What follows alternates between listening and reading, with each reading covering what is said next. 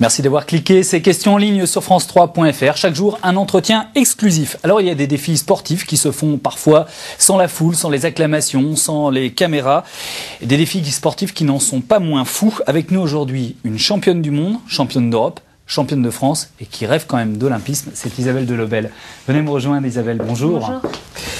Alors, vous êtes la compagne de glace d'Olivier Schoenfelder, avec qui vous avez quasiment tout gagné, sauf un titre olympique, mais on va voir que c'est loin d'être fini. Ces derniers mois, vous avez connu beaucoup d'événements, on va dire qu'il y a eu un événement malheureux et un événement heureux. Les deux vous empêchent un peu de patiner. L'événement, on commence par lequel? L'événement heureux? Peut-être par le malheureux, parce que... Alors le malheureux, c'est une grave blessure à l'épaule. Voilà, exactement. Ça, c'est ce qui peut arriver de pire à un patineur. Oui, une blessure tout court, sportif, que ça soit... Voilà, exactement. C'est vrai que l'épaule, nous, c'est une articulation très mobile dont on se sert forcément en couple à 100%. Et ça s'est passé comment et quel était le diagnostic final? Donc ça s'est passé en Corée à la finale, à la grande finale qu'on a gagnée. Et donc le diagnostic final, c'était luxation antérieure et postérieure de l'épaule. Bon, et ça c'est très long en fait, hein.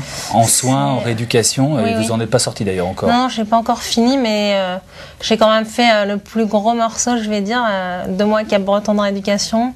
Et puis là, donc je suis bien suivie à Lyon et ça commence à aller vraiment de mieux en mieux.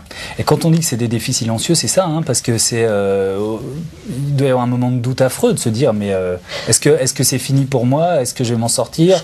C'est du quotidien. On se dit pas, est-ce que c'est fini pour moi? Par contre, on sort du grand bain de la compétition, alors que bon, nous on était favoris et on avait vraiment de grandes chances de récidiver le titre olympique, je parle en avance, mondial cette année.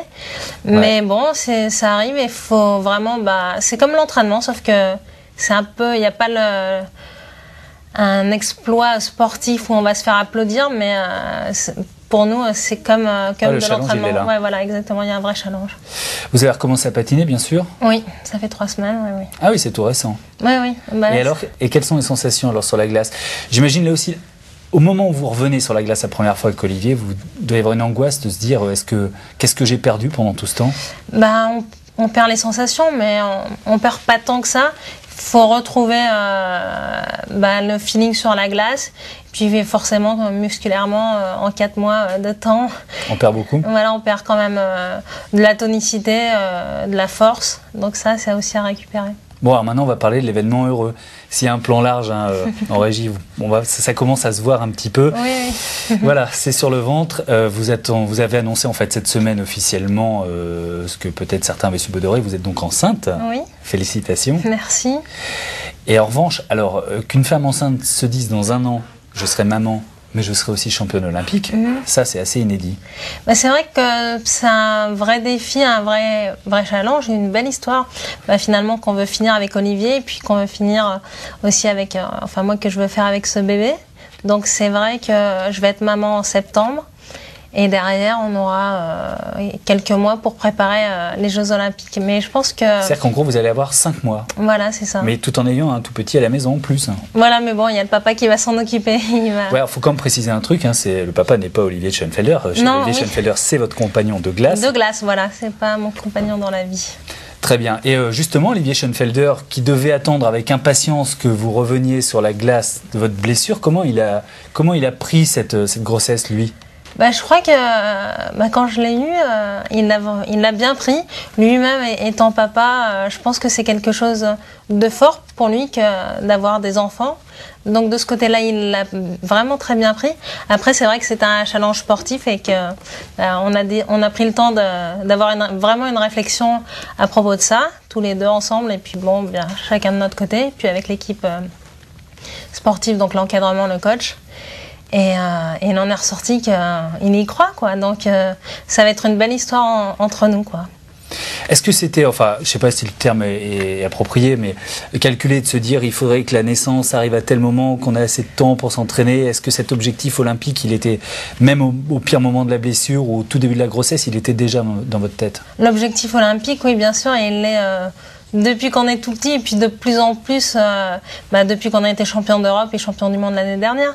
Donc c'est vrai que ce février 2010, il est marqué une grosse croix rouge depuis un sacré bout de temps, quoi. C'est quand même... parce que je le disais tout à l'heure, vous avez tout gagné quasiment. Il n'y a plus que ça. Voilà, il y a eu la 4e place aux derniers Jeux Olympiques. Exactement, donc échouer au pied du podium alors qu'on pensait que c'était possible. Oui, à 700e ou quelque chose comme ça. Est-ce que c'est la dernière chance pour vous? Parce que les Olympiades, comme chacun sait, c'est tous les 4 ans. Est-ce que c'est la dernière chance d'en avoir une médaille olympique cette fois? Complètement, puisque nous, on voulait tirer une révérence après 2010. Ça fera 20 ans qu'on patine ensemble avec Olivier. On voulait fêter ce 20e anniversaire sur une belle Marseillaise à Vancouver, quoi. On va vous dire que vous n'êtes pas très raisonnable quand même de faire ça, parce que vous allez vous entraîner jusqu'à quand avec votre ventre rond? Je crois que ça va être un petit peu tout le staff médical qui me suit là-dessus qui va me driver, quoi. Moi, je les écouterai. Et au jour d'aujourd'hui, tout se passe très bien. Parce que là, vous êtes sur la glace tout en étant enceinte. C'est pas facile d'être enceinte physiquement. Non, mais ça va. En plus, j'ai pas trop grossi. Donc, non, mais c'est vrai qu'aussi, il y a ce côté-là de poids qui est plus...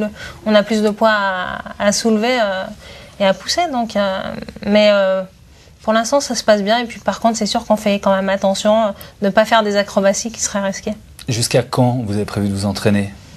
Ça, je sais pas trop jusqu'à cet été, mais exactement, c'est dur à donner une date comme ça. Je pense que vraiment, c'est le staff médical qui me dira tout ça. Enceinte de 8 mois vous voyez enceinte de 8 mois sur la glace, en train en plus de répéter pas n'importe quoi, un programme olympique. Non, à 8 mois, si je patine, ça sera pas pour répéter un programme olympique, ça sera surtout pour garder les sensations et les techniques de base, pour pas perdre trop de temps après l'accouchement sur ce côté feeling, ce que je disais tout à l'heure, le plus dur quand on reprend, c'est qu'il faut au moins une semaine de contact avec la glace pour finalement se rappeler de comment ça fonctionne. Pourquoi c'est si important un titre olympique? Et puis la deuxième question qui va avec, c'est est-ce que finalement ce bébé et votre vie du coup qui va être heureuse avec son arrivée vous aide éventuellement à le relativiser si vous ne l'avez pas?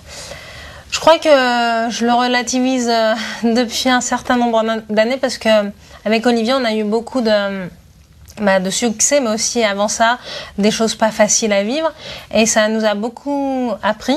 Et on sait que jamais rien n'est gagné d'avance et puis qu'il faut relativiser parce que tant qu'on a la santé, qu'on fait notre passion, faut être heureux. Par contre, si on peut faire notre passion avec les médailles, ça c'est quand même quelque chose d'encore plus fort, quoi. Et c'est pour ça qu'on se défonce à fond. Est-ce que vous savez ce que c'est? Non, je ne veux pas savoir. Et dernière question, Isabelle, est-ce que l'enfant que vous avez dans le ventre, garçon ou fille, sera un jour patineur? Je crois que c'est lui qui choisira. Ouais, mais j'ai de la concurrence avec le papa.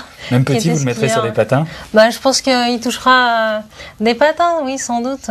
Ce qui est sûr, c'est qu'il va glisser d'une manière ou d'une autre. Il y a peut-être de bonnes chances, mais c'est lui qui décidera.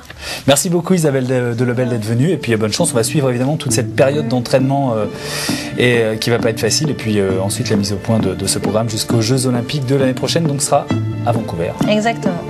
Très bien. Ça rentre vos nuits, la médaille d'or? Non, je ne crois pas que ça rentre mes nuits. Par contre, c'est vraiment une grande...